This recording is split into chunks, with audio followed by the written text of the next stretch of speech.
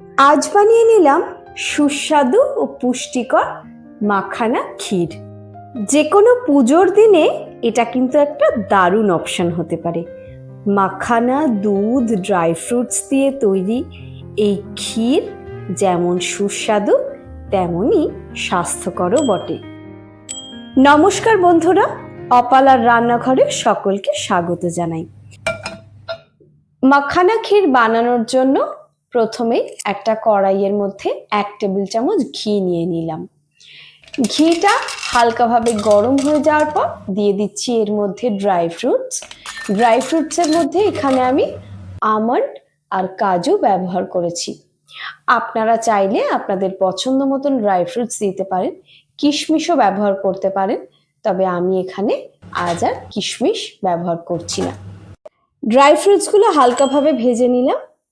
এদিকে আমি নিয়ে নিচ্ছি 2টো ছোট এলাচ, কয়েকটা ভেজে নেওয়া আমন্ড আর কয়েকটা ভেজে নেওয়া কাজু বাদাম। এইগুলোকে আমি একটু গুঁড়ো করে নেব একটা হামানদিস্তের সাহায্যে। একদম মিহি গুঁড়ো নয়, একটু বড় বড় দানা থাকবে এমনভাবেই আমি গুঁড়ো করে নিলাম। নিয়ে নিয়েছি এখানে মাখানা। এবার ওই ঘিয়ের মধ্যে আমি মাখানাগুলোকে একটু হালকাভাবে ভেজে নিচ্ছি। মিনিট 4-5 ধরে মাখানাগুলোকে কিন্তু আমি ভেজে নিচ্ছি। গ্যাসের ফ্লেমকে এই সময় লো টু মিডিয়ামে রেখেছি। মাখানাগুলো ভেজে নেওয়া হয়ে গেল, এগুলোকেও আমি উঠিয়ে নিলাম। রেসিপিটা কিন্তু শেষ পর্যন্ত দেখার অনুরোধ রইল, দেখতে থাকুন। আর ভালো লাগলে আমার চ্যানেলটাকে অবশ্যই সাবস্ক্রাইব করে আমার পাশে থাকবেন। এখানে ওই কড়াইয়ের মধ্যে আমি নিয়ে নিলাম 1 লিটার দুধ। দুধের মধ্যে আমি দিয়ে দিচ্ছি 4 টেবিল চামচ মিছরি। আপনারা এখানে চাইলে চিনিও ব্যবহার করতে পারেন। এবার যে বাদামগুলো আমি গুঁড়ো করে নিয়েছিলাম সেগুলো এই দুধের মধ্যে দিয়ে দিলাম। এই সময় গ্যাসের ফ্লেমকে একদম লোতে রেখেছি। এবার এই দুধের মধ্যে দিয়ে দিলাম সামান্য একটু কেশর। দুধের সঙ্গে সব উপকরণগুলোকে ভালোভাবে মিশিয়ে নিলাম। এবার আগে থেকে ভেজে রাখা মাখানাগুলো এই দুধের মধ্যে আমি দিয়ে দিচ্ছি। এবার এই দুধের সঙ্গে মাখানাগুলোকে একটু ফুটিয়ে নিচ্ছি।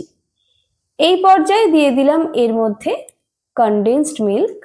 কনডেন্সড মিল্ক যদি আপনাদের কাছে না থাকে তাহলে তার পরিবর্তে মিল্ক পাউডার থাকলে সেটাও দিতে পারেন। তবে কনডেন্সড মিল্ক যদি এখানে ব্যবহার না করেন তাহলে এর মধ্যে মিষ্টির পরিমাণটা কিন্তু আরেকটু বেশি দিতে হবে। একটু চেক করে নিচ্ছি মাখানাগুলো দুধের সঙ্গে ফুটে কতটা নরম হলো। মাখানাগুলো কিন্তু একদম নরম হয়ে গিয়েছে। আর এতক্ষণে দেখুন দুধটাও কিন্তু বেশ ঘন হয়ে গিয়েছে। মাখানা ক্ষীর আমার একদম রেডি। আমি এতটাই ঘনত্ব রাখবো কারণ ঠান্ডা হলে এটা কিন্তু আরো কিছুটা ঘন হয়ে যাবে।